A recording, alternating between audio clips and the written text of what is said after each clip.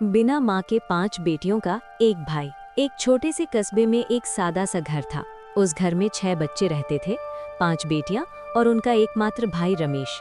माँ का देहांत बहुत पहले हो चुका था, इसलिए घर में ममता की कमी थी, पर प्यार और अपनापन खत्म नहीं हुआ था। पिता मेहनत मजदूरी करते थे, पर बीमारी ने उन्हें धीरे धीरे कमजोर बना दिया। ऐसे में घर की जिम्मेदारी सचमुच बच्चों के कंधों पर आ गई। बहनें भी समझदार थीं। सीमा शांत और गंभीर, रीना हंसमुख, गीता पढ़ाई में तेज, काजल काम में चतुर और सबसे छोटी गुड़िया शरारती लेकिन मासूम। रमेश सबका सहारा था।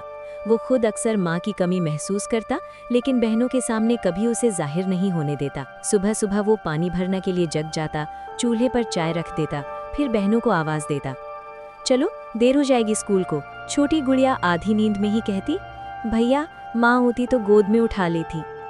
रमेश हंसते हुए उसे कंधे पर बैठा लेता, आज भैया ही माँ है। मोहल्ले के लोग देखते, एक लड़का चौका बर्तन, पानी भरना, कपड़े धोना, बहनों की चोटी बनाना सब करता है।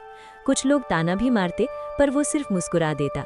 उसके लिए अपनी बहनों की मुस्कान ही सबसे बड़ी जीत थी। दिन बीतते गए, पिता की बीमारी बढ़ी। घर में दवा और पढ़ाई दोनों का खर्च संभालना मुश्किल होने लगा। रमेश सुबह पढ़ाई और शाम को किराने की दुकान पर काम करता। रात को थका हुआ भी किताब लेकर बैठता, क्योंकि उसे पता था अगर वो मजबूत बनेगा तभी उसके घर की दीवारें मजबूत रहेंगी। बरसात का एक दिन यादगार था। छत टपक रही थी, घर में सिर्फ एक दिया जल रहा था। बहनें चुप थीं, पिता खांस रहे थे। तभी रमेश ने कहा, अंधेरा कितना भी घना हो, हम सब साथ हैं तो रोशनी बनी रहेगी। उस दिन उसने ठान लिया, अब हार नहीं माननी। मेहनत रंग लाई। रमेश को नौकरी मिली। जॉइनिंग वाले दिन उसने पुराने रास्ते, फटे जूते और टपकती छत को देखा और मन में कहा, अब इस घर में सिर्फ खुशियां आएंगी। पहली तनख्वाह से उसने मिठाई लाई, बहनों के लिए किताबें और पिता के लिए दवा। बहनें फूट फूट कर रो पड़ी, खुशी के आंसू थे वे। राखी आई, 5 बहनों ने उसकी कलाई पर राखी बांधी। सीमा बोली, भैया तूने हमें माँ और पिता दोनों का प्यार दिया। रमेश ने बहनों के सिर पर हाथ रखकर कहा, मैं अकेला नहीं हूँ, तुम सब मेरी ताकत हो। समय बदला, बहनों ने पढ़ाई की, हुनर सीखा। गीता अध्यापिका बनी, रीना ने टेलरिंग सेंटर खोला, काजल नर्स बनी, सीमा सरकारी दफ्तर में काम करने लगी और छोटी गुड़िया कॉलेज में पढ़ाई करते करते कविताएं लिखने लगी। पिता धीरे धीरे ठीक होने लगे।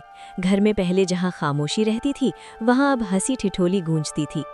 एक शाम सब छत पर बैठे थे, ठंडी हवा चल रही थी, तारे चमक रहे थे। रमेश चुप था। उसने आसमान की ओर देखा और धीरे से कहा, माँ देखो आपकी बेटियां अब दुख से नहीं, सपनों से घिरी हैं। बहनों ने उसके कंधे पर हाथ रखा। उन्हें पता था उनके जीवन में जो उजाला आया है उसकी लौ रमेश के दुर से जली है।